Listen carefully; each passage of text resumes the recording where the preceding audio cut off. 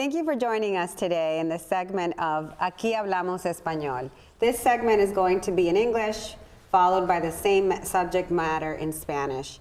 Today with us we have Energy Assessor, Luis Navarro. Am I saying your name correctly? Yes. Thank you so much. He has a contract with the city of Methuen as well as neighboring towns and cities for the job that he does today. So before we go over to our guest, my co-host with us today, and always here with me, the beautiful Patricia Valley. Hello, Councilor Soto. Hi, Luis. Welcome, and thank you for being here today. Thank you for having me. Pleasure. Great. So we'll get into the subject matter.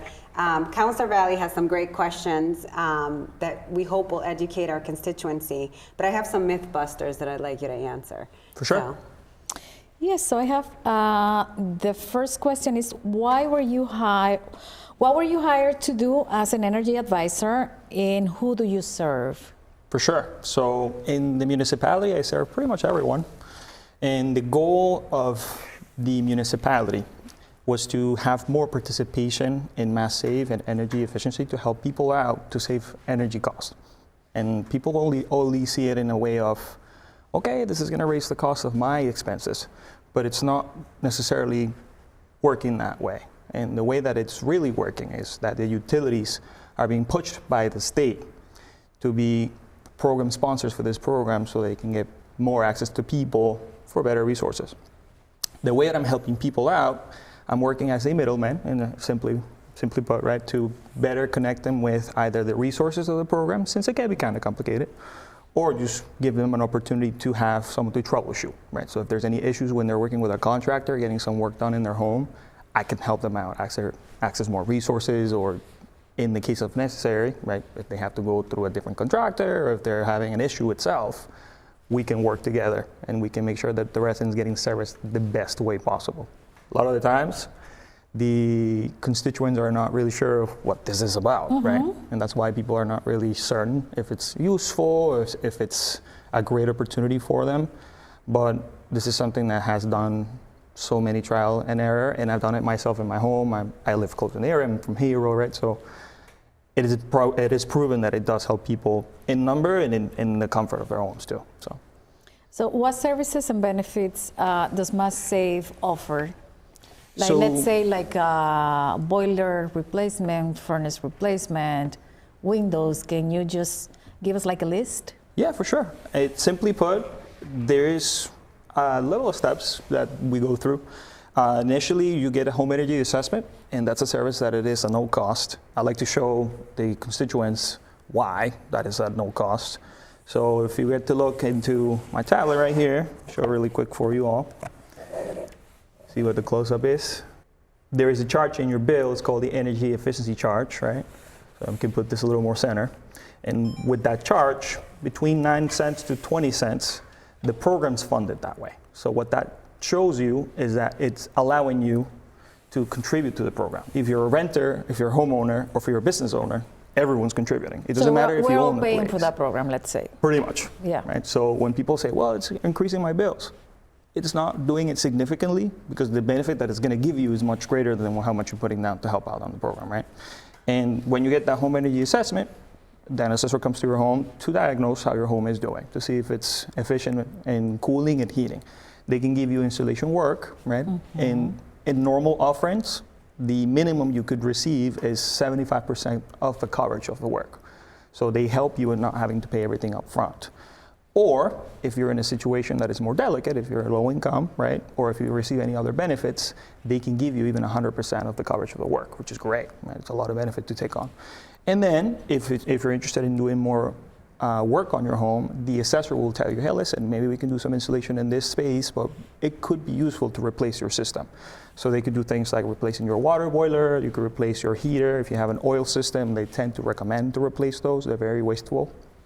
There's new systems that have rebates, like the heat pumps are pretty popular at the moment, right? They're giving I love my heat pump. $8,500 Do you have heat for pump? them. Because there's an big idea yeah, for what I them, hear right? about is not positive.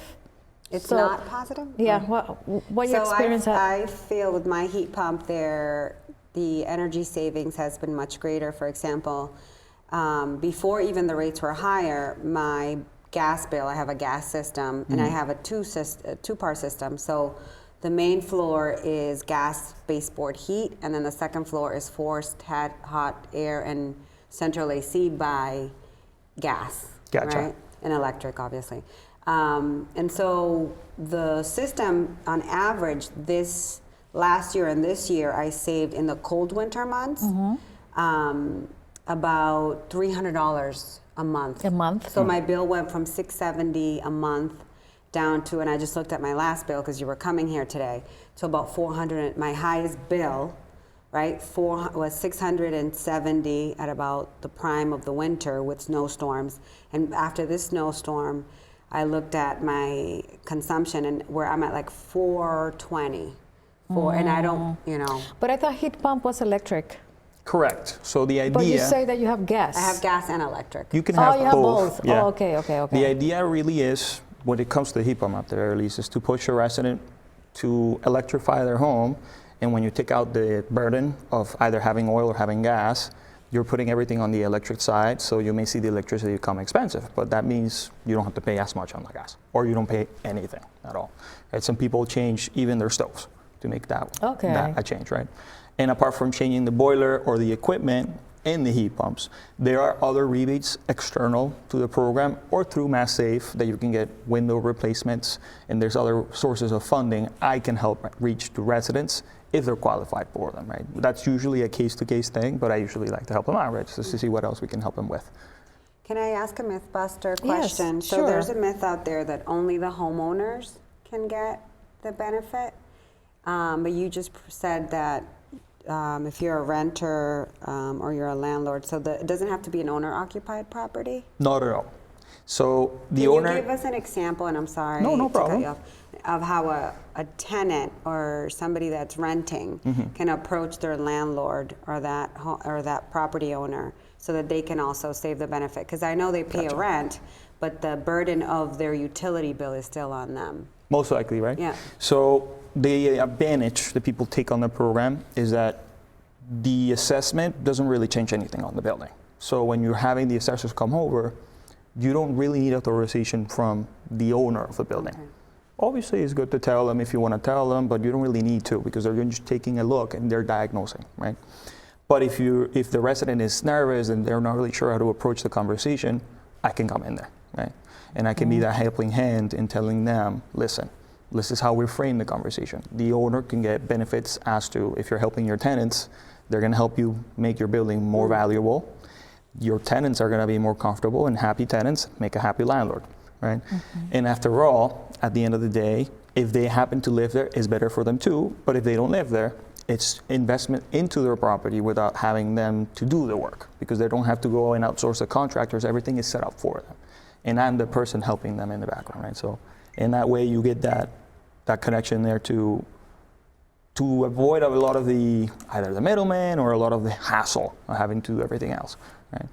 I can prepare the resident to talk to the landlord if they want, or I can talk to them. I don't have a problem, right? So it is also accessible for people that live in bigger apartment buildings. There's a multifamily program, right, which is +5, so more than 5 units, right? So if you have a condo association or if you have Excellent. bigger building, you can also do it. Usually the minimum requirement for those is that all of the units have to go through the program. That's the tricky part, right? Follow-up question. Yes. So now you're talking about the multifamily +5 units, but each owner has to opt in if they're individually owned, or the entire complex? Is what The you're complex saying? Okay. entirely. And what other towns do you work for? I also work for Andover, right? Andover, So before, it was a cohort of 5 communities. It was very much the Merrimack Valley. Haverhill, North Andover, Methuen, Andover, and Lawrence were together. Okay. And in 2025, Methuen and Andover, because they're very similar, they decided to apply together to the program that we're okay. promoting, which is called the Community share First the Partnership grant. Program. Yeah. And that's why they were able to bring me in the table. Very And I used to work with a nonprofit that was running Mass Safe and promoting Mass Safe in the state called All In Energy. They're the main vendor for the program for communities, right? So they teach us and help us in doing outreach for people. And I happen to be connected to Joe Cosgrove, right? Yeah. Which is Okay. the main man over here in Methuen, Yeah, right? yeah, yeah. And that's how it happened to be in fruition and learn a bit Okay. Very nice. about the energy advocate opportunity. We're talking about residential, homeowners, renters. What about business? Can they apply for the program? 100%. So the incentives are different for them because they can get other things actually. They can actually get replacements of, cooling systems a little bit more differently in depth. For example, in a home, you can't get a rebate for a fridge. You can get some rebates through appliances in general, but for a business, it's more specifically targeting the things that obviously consume more energy, right? So let's say that we're talking about maybe a bodega, a little convenience store. They may have some coolers, right? So that you can get cooler fans replaced, you can get the whole unit replaced. It will be very dependent on what they need. And there is a different threshold. It's based on the consumption that the business has, but that definitely is a case to case, right? It's a lot more trickier to calculate how they can receive more benefits. But in the ground base, it's the same deal. They come and have an assessment. They see if the building needs weatherization to get started, either insulation work, just pretty much is making sure the air is sealed inside and that the equipment that's keeping the building in temperature is working well. And then if the equipment inside is working well as well, right? Okay. Whatever they need to use to operate, Really yeah. interesting. Do you have another question, Councilor I Soto? do. So with the budget cuts, there's some criticism out there that due to the decrease in funding, that there's concerns about ability to meet the energy efficiency goals throughout the state. Do you have any comments on that? It's a logical concern. Okay. Because everyone thinks directly, as you're seeing less funds, there's less opportunity to do things. But I don't really like to think about it that way because the way this program works, since it's funded through the public, it's not really funded through public, like when I mean the public, I mean residents. It's not, the constituents are paying for it, not the federal, there's no federal involvement or there's no, municipal, everything is paid by the person. We are able to counter whatever may be happening, at least on this end, right? Apart from that, what I think is taking the initiative of each person is the biggest thing to do. When you really have an issue with funding and funding cuts, the concern is, okay, are we gonna have enough support to do something like this? And the biggest thing is, you just have to try to reach your services and your resources. And that's why I'm trying to get myself out here in the community. Thankfully I got the opportunity to come out here in the show today, right? But I wanna be also openly out there doing events and be presenting myself so they can see that the very little that's left, to put it in a exaggerated perspective, right? It's here to help you. And don't feel like because there is cuts somewhere else that we're leaving you behind, because that's not the goal. At least not of the municipality, right? And not my goal for certain. I'm trying to help people as we can.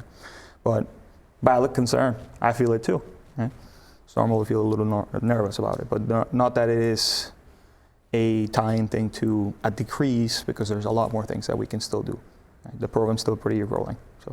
So how many constituents, whether owners or renters, do you feel, and maybe that's not the way to frame the question, do you feel that your program is a big secret in Methuen and now that you're here people are learning about it? Or do you see people proactively calling you? I can give you a contrast. Compared to other communities, For sure. I should say. I'd say that Endora is a lot more aware of the program. A lot of the times when I meet people, as of late, it's been people that are redoing the program, right? Usually you can do the program either every 2 years or every 5 years, right? That's one big thing people don't know, right? Learn something new. Yeah. Oh yeah, since you continue to pay. But what could happen in 2 years? Let's say my property was insulated, I replaced the heating system. What could happen in 2 years to continue in the program? The insulation can decrease, not necessarily the bigger areas of insulation, but maybe the air sealing, which is, putting caulk on your windows or foam sealing your door frames, things like that. The rubber in your door frames, that definitely decreases, right? There's the more easily deteriorated things, I guess. Makes sense. The example would be my house, I guess. That's the one I can use right now since it's what I live, right? So I had one in 2023, and then I had one in October of last year. Oh. And from the first one to the second one, in the first one I only had installation work done. Sometimes people only do that. And then in the second one I got a heat pump, right? So that's usually the best way to reuse the program, because sometimes people don't feel super comfortable to do all of the steps at once. right? So normally you can take it little by little and you're still making progress for your home. But if you're saying the example that you were saying, like I said, I think it's the things that decrease with time, you still have to reapply them, and the resident doesn't have that in mind every single day, right? So the assessor can tell them, hey, listen, maybe you should work on this again. Or maybe the space now you're actually using it, you can actually insulate the space now. A big thing that I always like to make sure Any to type make of sure. financing available for that? Oh, 100%. Specifically for replacement of equipment, there is a heat loan, that's how they call the program, and it's a 0% loan, right? Yeah. You can take it up to 7 years. You don't have to pay any interest with it, which is great. not And it bad. can be for replacing boilers, for replacing furnaces, for replacing oil systems, and if you want to put a new system, it could be, again, one of those, or it could be a heat pump too. Yeah, but I hear that the state is pushing the heat pumps, like electric, Yes. that they don't replace the gas boiler or furnace anymore. They're doing it was- less and less. Less and less, okay. The reasoning behind it is for the sustainability goals as well, right? Okay. But because they're interested in pursuing more investment into the electric grid, since it's more sustainable just overall, right? So that's why they're pushing more for the heat pumps. And in the summer, it's a way more efficient system than having like window units or having central air. It tends to be a lot more easier to maintain the temperature in different spaces.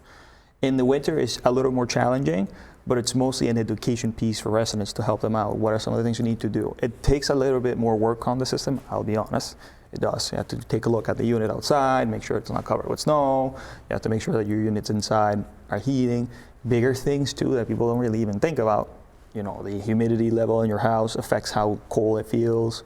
Or, you know, if there's drafts, like spaces in your house where air is leaving the room, or spaces in your house where air is coming in, right?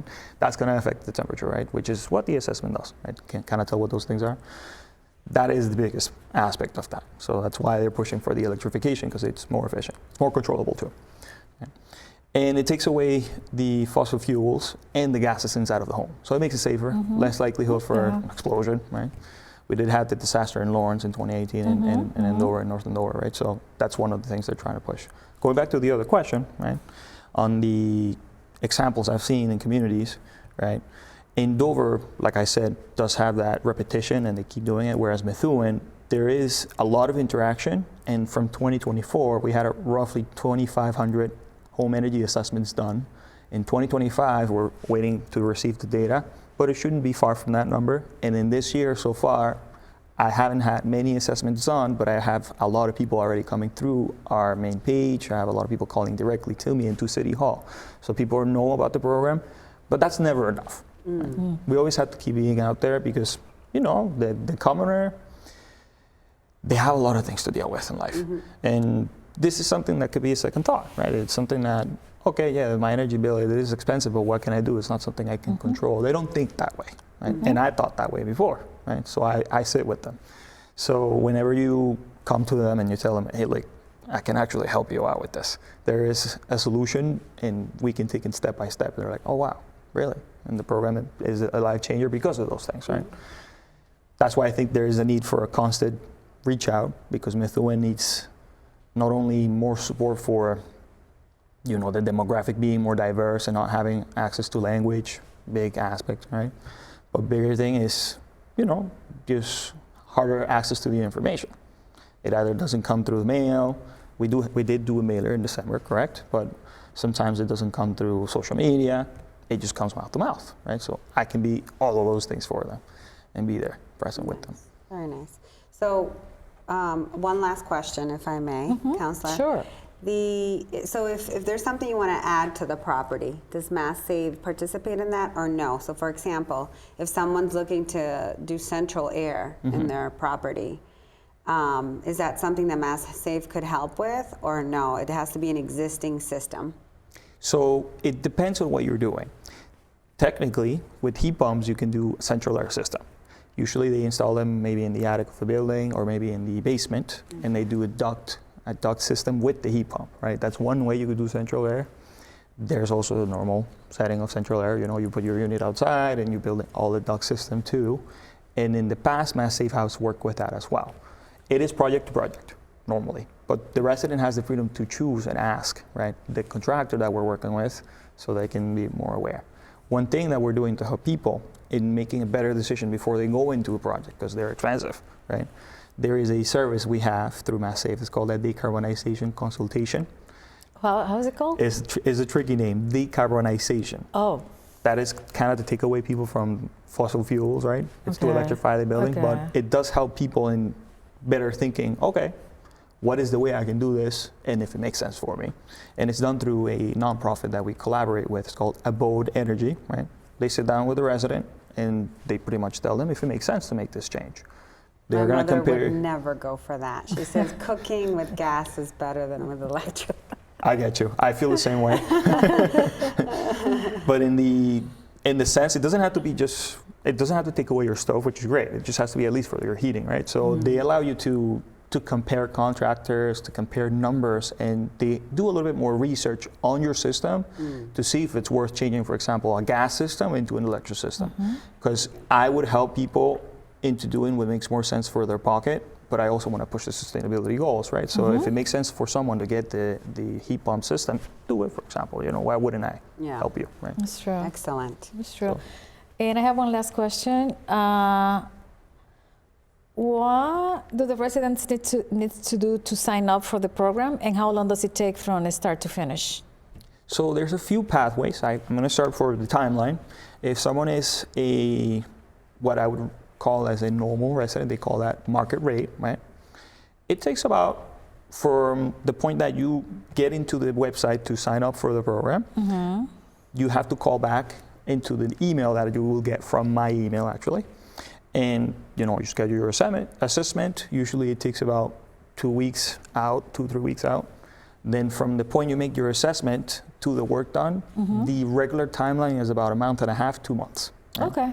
If someone is looking to pretty get, fast. yeah, it's pretty fast, thankfully. Yeah, yeah. If someone's looking to get more assistance, this meeting, if they were interested in getting either, you know, if they want to get support from our local CAP agency and they want to get more support through getting either discounted rates for electricity or gas or get fuel assistance, it takes a little bit longer. It depends on the economic situation of the resident, right? So if they have to go through that pathway, it takes roughly about 5 to 6 months. But what am I doing myself? Because I'm trying to help people and not feeling, okay, I gotta wait longer. The biggest thing I tell people is if you get this pathway, you don't have to pay for the work that is getting done in your home. They're looking to cover all of the installation they're gonna do in your house. And likely we even help you in getting more benefits and getting more coverage if you wanna change the equipment in your house. Because the person being in a delicate situation financially, the program looks at that and they're like, okay, let's help this person out. They need it a lot, right? And I'm looking to do a bit of my own service, right? And there's this service that we created through the program, through the nonprofit that I partner with, All in Energy, actually. It's called the Energy Bill Checkup. And what we do, we sit down with the resident, we look into their energy bills, and we're making sure that we know how to explain it better to them. Give them a great idea of, you know, if they have the right supplier, if they're paying too much, and, you know, break down why there's so many charges there, right? And keep them educated. Excuse my ignorance, but does the program apply for gas and the electric bill as well, for both, or just one? For both. For both, okay. You can have everything in electric, you can do the program, or you can have everything in gas. Okay, gotcha. It wouldn't really affect the process to get into the program.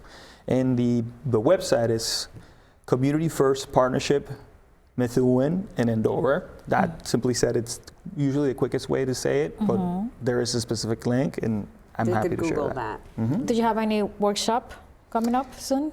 As of now, I'm actually planning to set up office hours. I want to do them at the senior center, but they're Okay. open to the public. I haven't quite yet caught a time to put it in stone, but, you know, have 20-minute conversations with people so they can come over and, you know, if they need help with their bill or if they need help to learn a bit more about the program, or if they have a specific question about as they're going through the process, I just want to be there present, you know, but I'm planning of attending any event that is happening closely. I did speak with the DEI commission there in Methuen, and they had mentioned there is a flag raising in the end of the month, I believe. So I'm attending that, and, you know, whatever other event that comes out in the city, I'm happy to come over because I know that is any opportunity I can speak to anyone that may need my help. Great. So I believe our time is Yeah, we're concluded. yeah. Thank you so much for joining us. It is great to always bring you information, and as always, aquí se habla español.